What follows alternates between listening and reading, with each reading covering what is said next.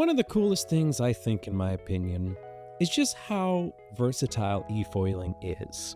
It's not really that difficult compared to some other water sports out there, and overall is pretty much a sport that anyone can do. But that being said, there are a lot of configurations to consider if you are looking at buying a board. You want to kind of think, what kind of efoiler are you? Because everyone has different styles and everyone's looking for different things when they're out there on the water. Some people just like being with their friends and family. Some people want to go fast. Others want to take it out in waves and wind and crazy conditions. Today's video, we're going to talk about the different kind of foilers and what kind of setup would benefit that kind of person. If you haven't already, like and subscribe to our channel. We've grown a lot this season, and we're just trying to grow even more and provide a bunch of information for all things eFoil related. So without further ado, let's get into the video. The first efoiler we're going to talk about is my special favorite, the Weekend Warrior. The Weekend Warrior is really that person that wants to use their equipment on the holiday weekend at the lake house or boat house or something. The scooter is really great for these kind of people because it's so easy to get on that everyone who joins the family up at the house can give it a go and experience that feeling of flying without having to put a whole day of practice into it.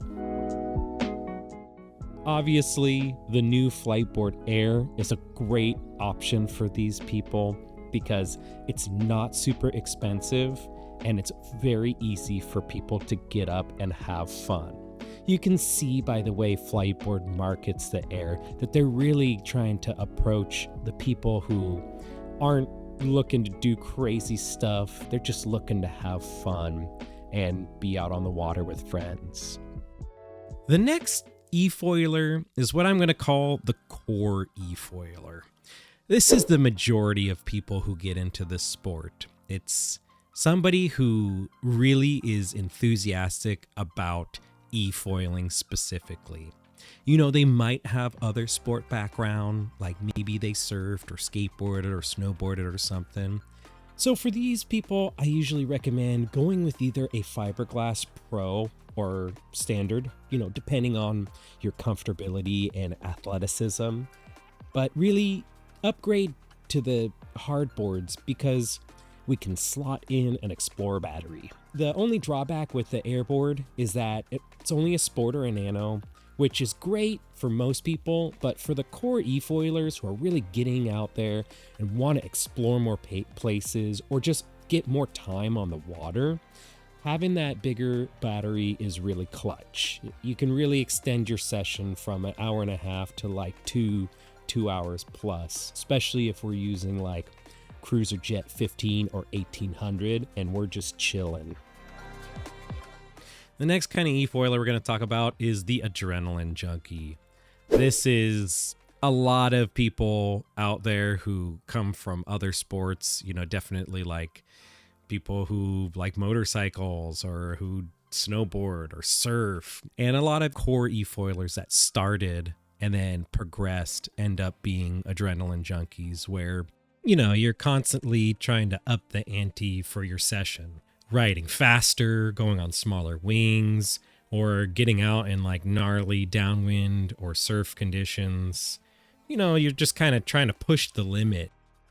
You know, I myself am totally this person, but I definitely have more fun when there's like waves and swell and, you know, really going hard in some pretty gnarly conditions versus when it's like super sunny and nice. The last group are the hybrid foilers. The hybrid foiler are those people who probably already wing foil or surf foil or downwind foil. They have some other foil board experience or even just surfboard or kiteboard experience, and they're looking to get an eFoil as a supplemental board to their existing gear. And their use plan is really in a hybrid power and unpowered setup. For a lot of people who are into the other foil sports, there definitely is a season. You know, if you're a winger or a kiter in the Bay Area, that's summertime. If you're a surfer, it's wintertime. Having an eFoil in your quiver is just an awesome extra tool to guarantee yourself more days on the water. Because even during the season, sometimes the conditions just aren't good. If you have an eFoil, you're getting out regardless. But you know, you're definitely going to want to get something that's designed for hybrid on power and off power riding, like an Ultra L with the new carbon fiber mast and a nano battery, so it's super light, or the Fliteboard products. Those are specifically designed for a hybrid, power into the wave, but then let off and surf it just like a regular surf foil. Hope y'all find this video helpful. I'm gonna put a link in the description for all the different setups that I put in the pictures here for each kind of foiler, as well as the videos for the channels that I got some footage from. Please, again, like, subscribe, and we'll see you in the next video.